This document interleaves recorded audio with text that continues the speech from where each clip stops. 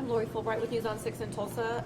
Yes, I have the exact same timeline that was just recited, as well as the statement as well. One thing that many of us noticed was the security person next to the spiritual advisor never looked anywhere else but the security advisor. He didn't look at the crowd. He did not look at Scott Eizember. He did not look at the wall. He did not glance at the floor. He always kept his eyes on the spiritual advisor and stood within a couple of feet from him as he was reading from a book and reciting some things, had his hand in the air at some points. His hand was shaking at some points while he was holding the book that he was reciting from.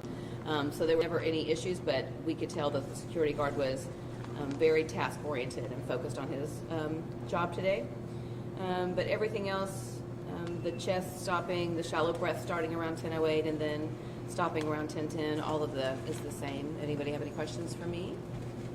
You were mentioning that the spiritual advisor, he was reading against also. He was. He had a book, a Bible, I'm not sure what kind of, but a book of some sort in his hand. He stood there with his arms across his chest while he talked to Scott Eizember for a while, and then when he started to close his eyes, he started reading from the book. He put his hands on his nose and pinched his nose for a while, might have been wiping away a tear, but yes, and then read to the very end, pretty much was reciting from this book until the pronouncement of death. Was he more animated or vocal than other spiritual advisors? I didn't think he was particularly animated. He was just reading and reciting.